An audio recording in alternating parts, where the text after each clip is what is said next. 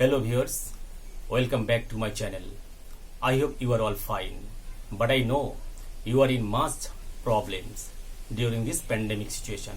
So I would like to tell everybody, please use hand sanitizer, wear mask and maintain social distancing while going outside.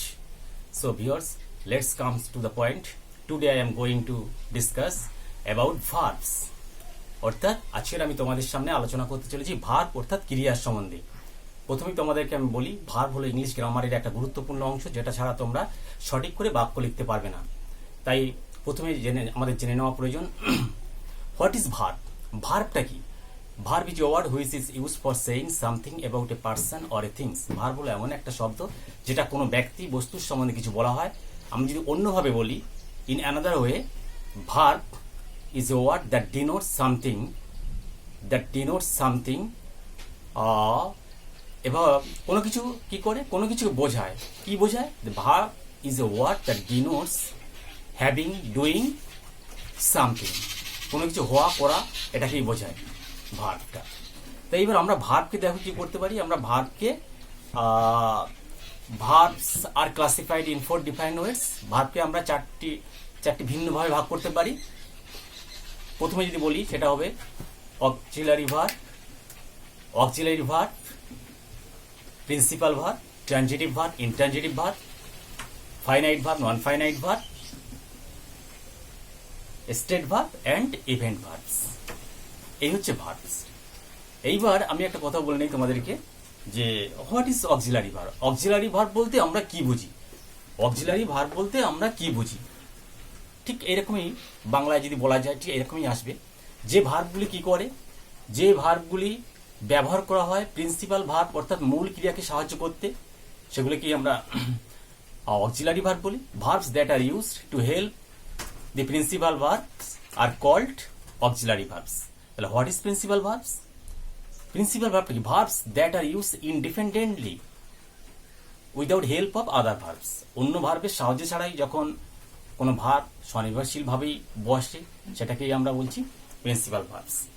Transitive verb, intransitive verb. What is transitive verb? Transitive verb হচ্ছে সকর্ম ক্রিয়া অর্থাৎ কর্ম সহ ক্রিয়াটি। Transitive verbs বলতে আমরা এটাই বুঝি, when the action of the verb is completed with the object it is called transitive verb. যখন ভার্বের কাজটা কি হয়েছে, অবজেক্টকে নিয়েই শেষ হচ্ছে, সম্পূর্ণ হচ্ছে, তখন আমরা সেটাকে বলছি ট্রানজিটিভ ভার্ব। আরও ইনট্রানজিটিভ ভার্ব বলতে আমরা কি বুঝি, when the action of the verb is not completed with the object, যখন ভার্বের কাজটা অবজেক্টের সঙ্গে শেষ হচ্ছে না, সম্পূর্ণ হচ্ছে না, তখনই আমরা তাকে ইনট্রানজিটিভ ভার্ব বলছি। এইবার দেখো, তারপরে চলে এসছে ফাইনাইট ভার্ব। ফাইনাইট ভার্ব কি? ফাইনাইট ভার্ব বলতে কি বুঝি আগে একটু বুঝিয়ে নেওয়া তোমাদের প্রয়োজন। ফাইনাইট ভার্ব বলতে আমরা সেই সমস্ত ভার্বগুলোকে বলছি যে সমস্ত ভার্বগুলি বাক্যের পূর্ণ অর্থ প্রকাশ করতে সাহায্য করে। যে সমস্ত ভার্বগুলি বাক্যের পূর্ণ অর্থ প্রকাশ করতে সাহায্য করে তাকে কি বলা হয়? Finite verb. বলছি ফাইনাইট ভার্বস, এবার বলি আমি এটাকে, যে verbs that helps to express the complete meaning of a sentence. ওটা একটা বাক্যের পূর্ণ অর্থ প্রকাশ করতে যে ভার্বগুলি সাহায্য করে তাকেই বলা হচ্ছে ফাইনাইট ভার্ব। নেক্সট হচ্ছে নন ফাইনাইট ভার্ব কি? What is non finite verb? তাহলে এর ঠিক অপোজিটটা হবে, verbs that do not help to express the complete meaning of a sentence. Verb, যে ভার্বগুলি একটি বাক্যের পূর্ণ অর্থে প্রকাশ করতে সাহায্য করে না, সেখানে নন ফাইনাইট ভার্ব বলা হয়। তো এই মোট আমি চারটি যে ভার্বে যে শ্রেণী বিভাগ করা হয়েছে আমি আলোচনা করলাম। এছাড়াও যদি বলি যে ভার্বের সম্বন্ধে বলি, প্রিন্সিপাল ভার্বের যদি আমরা বলি যে প্রিন্সিপাল ভার্বের রূপগত পরিবর্তন অনুযায়ী ভার্বকে আমরা দুটি ভাবে ভাগ করছি, যেটাকে বলে কনজুগেশন অফ ভার্ব। রূপগত পরিবর্তন অনুযায়ী ভার্ব দুটি ভাবে। কনজুগেশন অফ ভার্বটা কেমন দেখো, একটা হচ্ছে স্ট্রং ভার্ব আর একটা হচ্ছে উইক ভার্ব, এটা বলা যেতে পারে। আমি আর একটা কথা বলে নেই তোমাদের কাছে, সেটা হলো মূল ভার্বকে আবার আমরা মূল ভার্বের কাজ অনুযায়ী আমার মূল ভার্বকে আমরা দুটি ভাবে ভাগ করতে পারি। সেটা একটা হলো ট্রানজিটিভ ভার্ব আর একটা হচ্ছে ইনট্রানজিটিভ ভার্ব। সে যাই হোক, বিষয়টা তোমাদের একটু বলে দিলাম আমি। তবে আজকের আমি বিষয়টার মধ্যে বেশি অক্সিলারি ভার্বটা নিয়ে আলোচনা করব। অক্সিলারি ভার্বের ভাগ এবং সেগুলোকে কেমন করে প্রয়োগ করতে হয় তার সঠিক ব্যবহারটা তোমাদেরকে আজকে আমি দেখাবো। তো অক্সিলারি ভার্বকে আমরা দেখো আবার দুটি ভাগে ভাগ করছি, একটা হচ্ছে প্রাইমারি অক্সিলারি বা টেন্স অক্সিলারি, আর একটা হচ্ছে মডাল অক্সিলারি। এই প্রাইমারি অক্সিলারিটাকে আমরা আবার তিনটি ভাগে ভাগ করছি। সেটা কি কি দেখো, একটা হচ্ছে বি ভার্ব, আরেকটা হচ্ছে তোমার হ্যাভ ভার্ব, আর একটি হলো তোমার ডু ভার্ব। তাহলে বি ভার্ব, হ্যাভ ভার্ব আর ডু ভার্বস। এইবার তোমরা একটু লক্ষ্য করো সবাই ব্ল্যাকবোর্ডের দিকে। হ্যাঁ হ্যাঁ, তোমরা সবাই দেখো। এবার দেখো, আমি প্রথমে তো বললাম হোয়াট ইজ ভার্ব, তারপরে classification of verbs. Verbs are classified in 4 defined ways. সেগুলো এক এক করে আমি বলেছি। Auxiliary verb, principal verb, transitive verb, intransitive verb, finite verb, non finite verb, state verb আর ইভেন্ট ভার্ব। সমস্ত কিছু ব্যক্ত করেছি, কিন্তু স্টেট ভার্ব আর ইভেন্ট ভার্ব সম্বন্ধে তোমাদেরকে একটু বলিনি। স্টেট ভার্ব বা ইভেন্ট ভার্ব বলতে কি কি একটু তোমরা একটু শুনে নাও। স্টেট ভার্ব বলতে বোঝায়, state verb refers to the state rather than action. অ্যাকশনের চেয়ে অবস্থার কথাটাই বেশি ব্যক্ত করে স্টেট ভার্বটা। আর ইভেন্ট ভার্ব কি? Event verb refers to the events or happenings. Events or happenings that begin and end at a definite times. মানে একটা নির্দিষ্ট সময়ে কি হবে, শুরু হবে এবং শেষ হবে, এরকম একটা ঘটনাবহুল ভার্ব হচ্ছে এই স্টেট ভার্বটা, ঘটনাধর্মী ভার্ব। সেটা হচ্ছে যাকে বলা হচ্ছে ঘটনাধর্মী ক্রিয়া। সে যাই হোক, এইবার আমরা অক্সিলারি ভার্বটাকে ভাগ আমি দেখিয়ে দিয়েছি। অক্সিলারি ভার্বটাকে দুটো ভাগ করা গেছে, একটা প্রাইমারি অক্সিলারি আর একটা হচ্ছে মডার্ন অক্সিলারি। প্রাইমারি অক্সিলারি থেকে তিনটি ভাগে আমি দেখিয়েছি, এখানে B verb, have verb, do verbs. এবং এইবার তোমাদেরকে একটু দেখাচ্ছি। দেখো, প্রাইমারি অক্সিলারির যে বি ভার্বটা আছে, বি ভার্বের যে সিম্পল প্রেজেন্টটা, সিম্পল প্রেজেন্টের মধ্যে পড়ছে, অর্থাৎ সাধারণ বর্তমানের মধ্যে পড়ছে অ্যামিজা। এর মানে হচ্ছে হয়, হও, এইরকম মানে। এর বাংলা রূপটা হচ্ছে হয়, হও। আর সিম্পল পাস্ট সাধারণ অতীত, যেটা হচ্ছে সাধারণ অতীতের মধ্যে দেখো এই বি ভার্বটা হচ্ছে ওয়াজ, ওয়ার, ছিল, ছিলে, এরকম অর্থে। সিম্পল ফিউচার সাধারণ ভবিষ্যতের ক্ষেত্রে দেখা গেছে যে এর বিভাগটা হবে শ্যাল বি, উইল বি, হব, হবে, এই অর্থে ইউজ করা হয়ে গেছে। এইবার দেখো ফিউচারটা, এবার যদি হ্যাভ ভার্বের দিকে যাই, হ্যাভ ভার্বের সিম্পল প্রেজেন্টে হবে হ্যাভ হ্যাজ, যার মানে হবে আছে, আছো, কারো অধিকারে আছে, এই অর্থে ইউজ করা হয়। আবার যদি সিম্পল পাস্টের দিকে যাই, তাহলে হ্যাড হয়ে যাবে ছিল, হ্যাভ হ্যাজের পাস্ট ফর্ম হ্যাড হবে, সেক্ষেত্রেও কারোর অধিকার ছিল অর্থে ইউজ হবে। আর সিম্পল ফিউচারের ক্ষেত্রে কিরকম হবে, দেখো সাধারণ ভবিষ্যতের ক্ষেত্রে ইউজ করা হবে উইল হ্যাভ বা শ্যাল হ্যাভ। এর মানেটা হবে পাইবে বা পাইব, এরকম অর্থে ইউজ করা হবে, পাইবে বা পাইব। এইবার লক্ষ্য করে দেখো, এইগুলো আমরা তোমাদেরকে আমি বললাম এতক্ষণ ধরে। এইবার দেখো, এখানে আমি একটা লিখে রেখে দিয়েছি একটা জিনিস। দেখো, নিজে আছি বা আছো অর্থেও বিভাগের সাধারণ মানে হচ্ছে হয়, হও, হই, এই অর্থে ইউজ করা হয়, কিন্তু আছি অর্থেও ইউজ করা হয়। কিরকম ভাবে দেখো, যখন যেমন এরকম ধরনের বাক্য হতে পারে, আমি বাড়িতে আছি। তুমি যদি বলো আই হ্যাভ হোম, তার মানে তো হবে না, সেটা মানে হয়ে যাবে আমার বাড়ি আছে, হয়ে গেল। তাহলে এখানে I am at home, I am at home যদি আমি বলি, তাহলে মানেটা আসবে আমি হই বাড়িতে, মানে আমি বাড়িতে আছি। আমি ভালো আছি, আই এম ফাইন, আমি হই ভালো, মানে আমি ভালো আছি। ঠিক এরকম ভাবে আমরা বিভাবটাকে আছে অর্থে ইউজ করতে পারি। এইবার দেখো, আমি এইখানে প্রোনাউন বসিয়ে কার পরে কি বিভাগ বসবে, হ্যাভ ভার্ব বসবে, আমি একটা ডিটেলস বর্ণনা দিয়েছি, এটা লক্ষ্য করো। এইটা যদি তোমরা ঠিকঠাক পড়ো এবং মনে রাখতে পারো, মুখস্থ রাখতে পারো, তাহলে তোমাদের কোনোদিন কখনোই কোন প্রোনাউন কোন নাউনের পরে কি বিভাগ বসবে, হ্যাভ ভার্ব বসবে, কোনোদিন আর ভুল হবে না। তাহলে আমি বলে নেই একটুখানি। আয়ের পরে অ্যাম বসবে, হি, সি ও সিঙ্গুলার নাম্বারের ক্ষেত্রে, সিঙ্গুলার নাউন অর্থাৎ এক বচনের ক্ষেত্রে ইজ বসবে, মানে একটি নাউনের ক্ষেত্রে।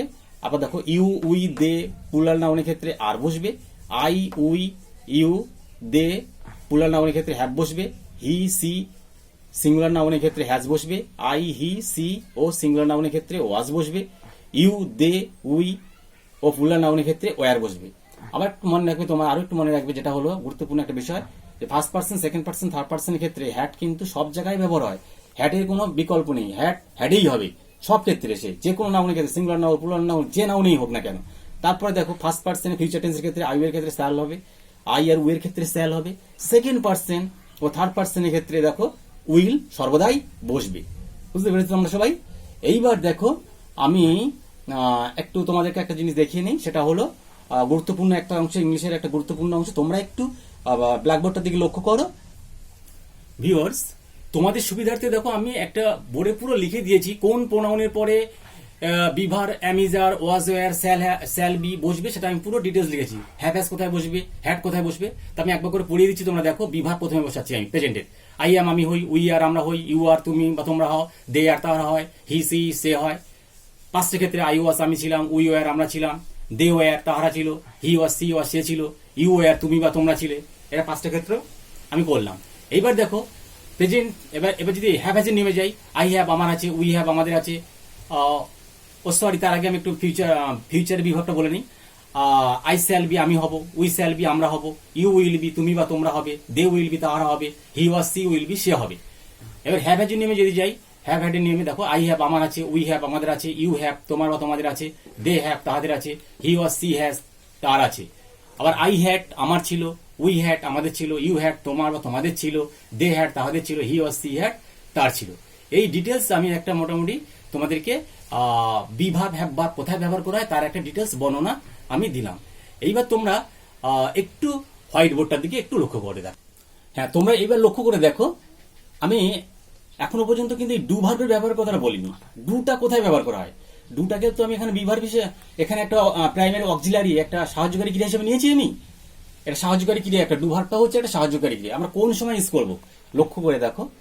হয়তো দেখা গেছে একটা প্রেজেন্ট ইনডিফিনিট টেন্সের একটা বাক্য আছে, কিংবা পাস্ট ইনডিফিনিট টেন্সের একটা বাক্য আছে। সেই বাক্যগুলিকে যখন তুমি প্রশ্নবোধক বাক্য করবে কিংবা নেগেটিভ বাক্য করবে, সেই ক্ষেত্রে তোমাকে টেন্স অনুযায়ী ডু, ডিড, ডাস ইউজ করতে হবে।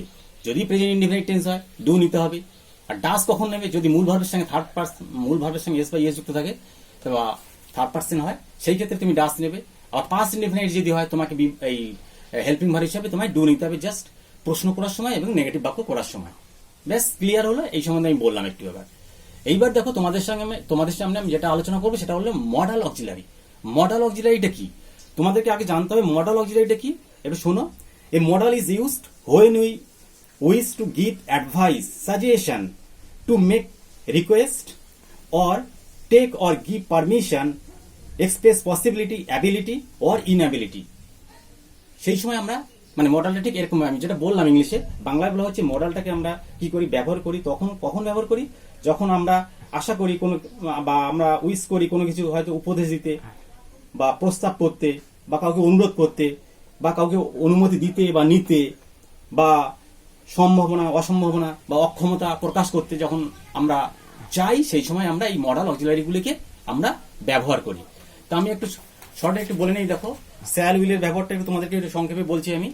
স্যাল উইল, স্যাল সাধারণত আমরা ব্যবহার করে থাকি হয়তো ভবিষ্যৎকালে কোনো কাজ, ভবিষ্যৎকালে কোনো কাজ বোঝানোর জন্য আমরা কি করি, স্যালটাকে ব্যবহার করি। বা ভবিষ্যৎকালে কোনো প্রশ্ন করার সময় স্যাল ইউজ করি। আবার যদি কোনো বাক্যকে আমরা জোর দিয়ে প্রকাশ করি, সেখানে আমরা কি করি, যেমন আই শ্যাল ডু ইট, আমি এটা করবো না বলে আই উইল ডু ইটও বলতে পারি। আমি এটা অবশ্যই করবো, এই অর্থে স্যাল ব্যবহার করতে পারি। এবার উইলের ব্যাপারটা কেমন দেখো। উইল সাধারণত ব্যবহার করা হয় ভবিষ্যতের কাজ বোঝাতে, জোর দিয়ে বলতে, জিজ্ঞাসা করতে, জোর দিয়ে কোনো কিছু বলতে, এই অর্থে ইউজ করা হয়। এইবার তারপরে আমি চলে আসছি যে তোমার মেয়ের ব্যাপারটা। কোথায় ব্যবহার করব? মেয়ে সাধারণত দেখো সম্ভাবনা বোঝালে, যেমন ইট মে রেন টুডে, আজকের বর্ষা হতে পারে। আবার দেখো, কাউকে হয়তো তুমি আশীর্বাদ করছো বা কারো একটা গুড উইশ করছো, সেই ক্ষেত্রে যেমন মে ইউ বি হ্যাপি, তুমি সুখী হও, এটা একটা ইউজ করা যেতে পারে মে। আবার দেখো, মেয়ে দিকে হতে পারে অনুমতি চাওয়ার ক্ষেত্রে হতে পারে, may I come in sir, আমি কি আসতে পারি স্যার, এই ক্ষেত্রেও তুমি মে ইউজ করতে পারো। এরকম ভাবে ক্যান সক্ষমতা অর্থে, আই ক্যান ডু ইট, আমি এটা করতে পারি। আই ক্যান ড্রাইভ এ কার, আমি একটা গাড়ি চালাতে পারি, এই অর্থে ইউজ করতে পারি। নিড টু কোথায় প্রয়োজন হবে? নিড টু প্রয়োজন হবে প্রয়োজন কোনো কিছু, প্রয়োজন অর্থে, যেমন I need to C the time, আমার সময়টা দেখার প্রয়োজন আছে। হোয়াট টু নৈতিক কর্তব্য যদি তোমার প্রকাশ করতে চাও, সেক্ষেত্রে বলছে আমাদের উচিত, আমাদের we want to love our mother, আমাদের মাকে ভালোবাসা উচিত, মানে আমাদের কি করা উচিত, মাকে ভালোবাসা উচিত। এইটাই দেখো এই অর্থ সেই অর্থ ইউজ করছে। ডেয়ার হচ্ছে কোনো কিছু জোরপূর্বক সাহস করে বলার জন্য dare. I dare say you can do it, তুমি এটা করতে পারবে, আমি এটা সাহস করে বলতে পারি তুমি এটা করতে পারবে, এরকম। মাস্ট অবশ্যই বা নিশ্চয়তা অর্থে মাস্টটাকে ইউজ করা হয়। Must, I must do it, আমি এটা অবশ্যই করবো। ইট মাস্ট বি গুড, এটা অবশ্যই ভালো হবে। ইউজ টু দেখো অতীতের অভ্যাস কত সত্য বোঝালে এখন ইউজ টু ইউজ করা হয়। যেমন একটা বাক্য আমি বলছি, যেমন দেখো he use to bathe in the Ganga everyday, সে গঙ্গায় প্রতিদিন স্নান করতো, এই ইউজ টু হিসেবে ব্যবহার করতে পারে। এবার শুড দেখো কোথায় আমি ইউজ করতে পারি, শুড উচিত অর্থে, যেমন উচিত অর্থে, যেমন আই শুড ডু ইট, আমার এটা করা উচিত। আবার যদি বলি যে you should consult the doctor, তোমার ডাক্তারের সঙ্গে পরামর্শ করা উচিত, এটা পরামর্শ হয়ে গেল। আবার যদি বলি ইউ শুড প্লান্ট ট্রিজ, তোমার বৃক্ষরোপণ করা উচিত, গাছ রোপণ করা উচিত, চারা গাছ রোপণ করা উচিত, সেই ক্ষেত্রে এটা হবে উপদেশ হয়ে যাবে। হ্যাঁ, এইরকম। আবার সাজেশন অর্থে এর মধ্যে we should go for a visit, আমাদের একটা পরিদর্শন করতে যাওয়া উচিত, সেক্ষেত্রে শুড ইউজ করতে পারি। এরকম ভাবে এরকম অসংখ্য ব্যবহার করতে পারি। উড ব্যবহারটাও দেখো কিছুটা উডের ব্যবহারটা ইউজ টুর মতো, অতীতের কোনো অভ্যাস করা সত্য হলে, যেমন সে প্রতিদিন গঙ্গা স্নান করতো, he would bathe in the Ganga everyday.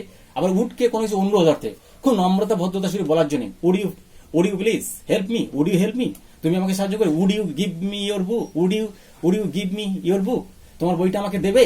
এই ক্ষেত্রে দেখো মাইটটাও সম্ভাবনা অর্থে, অতীত সম্ভাবনা, ইউ মাইট বলছে হি মাইট ডু ইট, সে এটা করতে পারতো, হি মাইট ডু ইট, সে এটা করতে পারতো, করতে পেরেছিল, বা মাইট আই গেট ইউর কার, আমি কি তোমার গাড়িটা পেতে পারি। কুট, কুট কোথায় ব্যবহার করতে পারি, কুট দেখো কুটটা হচ্ছে যেমন পারা অর্থে, হি কুট পাস দ্য এক্সাম, সে পরীক্ষায় পাস করতে পেরেছিল, একটা অতীত অতীত অতীতের যে সক্ষমতা বা সামর্থ্য বোঝাতে অনেক সময় কুটটাকে আমরা ইউজ করি। এইভাবে আমি মোটামুটি তোমাদেরকে আমি মডাল অক্সিলারিটাকে বললাম। তো এইবার দেখো শেষ করার পূর্বে আমি আর কিছু একটু বিষয় নিয়ে আমি তোমাদের একটু আলোচনা করতে চাই, সেটা হলো যেটা হলো এই ট্রানজিটিভ ভার্ব, না ট্রানজিটিভ ভার্ব নয় সরি, একটু ফাইনাইট ভার্বটা আর নন ফাইনাইট ভার্বটা সম্বন্ধে তোমাদের একটু দুই একটা এক্সাম্পলের মাধ্যমে একটু বলে দিই। আমি বলেছি, আগেই বলেছি, ফাইনাইট ভার্ব কি, verbs that helps to express the complete meaning of a sentence are call finite verb. যে ভার্বগুলি কি করে বাক্যের অর্থ পূর্ণ প্রকাশ করতে সাহায্য করে তাকে ফাইনাইট ভার্ব বলে। যেমন দেখো হি রিডস এ বুক, এই রিডটা পুরো, হি রিডস এ বুক, সে একটা বই পড়ে, পুরো বাক্যটা দেখো কমপ্লিট, বই পড়া কথাটা পুরো বাক্যটাকে কমপ্লিট করেছে এখানে, হি রিডস এ বুকস। এবার নন ফাইনাইট ভার্বটা দেখো, নন ফাইনাইট মানে কি, অসমাপিকা ক্রিয়া, আর ফাইনাইট হচ্ছে সমাপিকা ক্রিয়া। নন ফাইন ভার্বের ক্ষেত্রে দেখো বাক্যের কাছে সম্পূর্ণ হবে না, সেক্ষেত্রে কিরকম হবে, এরকম একটা বাক্য হয়তো, যেমন I want to do it, আমি এটা করতে চাই, টু ডু, এই টু গো, টু বি হতে, টু গো যেতে, এরকম ধরনের শব্দ থাকলে ভার্বের সঙ্গে, সেগুলো হচ্ছে তোমার নন ফাইনাইট ভার্ব। বা কোনো ভার্বের সঙ্গে আইন যুক্ত করে, যেমন seeing the cat I ran away, বিড়ালটিকে দেখে আমি দৌড়ালাম, এই সিংটা হচ্ছে নন ফাইনাইট ভার্ব। তাহলে তারপরে চলে আসছি আমি স্টেট ভার্ব আর ইভেন্ট ভার্ব। স্টেট ভার্ব মানে অবস্থানধর্মী ক্রিয়া, আর ইভেন্ট ভার্ব হচ্ছে ঘটনাধর্মী ক্রিয়া। এর ডেফিনেশনটা আমি দিয়ে দিয়েছি আপাতত। এবার স্টেট ভার্বগুলো কেমন দেখো, স্টেট ভার্বগুলো সাধারণত কারো কোনো attitude, feeling, emotion related to mind, এরকম মনের সঙ্গে যুক্ত এরকম কিছু অবস্থার কথা উল্লেখ করা হয়। এগুলো অবস্থার কথাই উল্লেখ করবে পার্সোনালি যেটাকে। যেমন বলে হি ইজ টায়ার্ড, সে হয় ক্লান্ত। হানি টেস্ট সুইট, হানি মধুর, স্বাদ হয় মিষ্ট। এবার দেখো এভরিবডি লাভস হিজ মাদার, প্রত্যেকে ভালোবাসে তার মাকে। লাভ, টেস্ট, ইজ, টেস্ট, এই শব্দগুলো হচ্ছে, এই ভার্বগুলো হচ্ছে সব স্টেট ভার্ব। আর ইভেন্ট ভার্ব এটা ঘটনাবহুল ভাব, দেখো ঘটছে। He is having his lunch, সে তার লাঞ্চ অর্থাৎ লাঞ্চটা খাচ্ছে। He is tasting one honey, সে মধুর স্বাদটা নিচ্ছে। এইগুলো দেখো ঘটছে, চলছে, এই কাজগুলোকে বলা হচ্ছে আমরা ইভেন্ট ভার্ব। ইভেন্ট ভার্ব বলছি, এইগুলো ইভেন্ট ভার্ব। তো আজকের আমি আপাতত তোমাদের সামনে এই পর্যন্তই আলোচনা করলাম। এইবার আমি যখন নেক্সট তারিখে আসছি তখন আলাদা আলাদা পার্ট নিয়ে একটা আলোচনা করবো। আজকে ডিটেলস পুরো ভার্বটার উপরে মোটামুটি একটা তোমাদেরকে বর্ণনা দিয়েছি এবং আলোচনা করেছি। আশা করি তোমরা সবাই বুঝতে পেরেছো। তো ভিউয়ার্স তোমাদেরকে আবার বলছি, যদি তোমাদের আমার এই ভিডিওটা ভালো লেগে থাকে তাহলে তোমরা অবশ্যই একটা লাইক দেবে, এবং যদি আমার নেক্সট ভিডিওটাও দেখতে চাও তাহলে অবশ্যই সাবস্ক্রাইব দেবে। টাটা।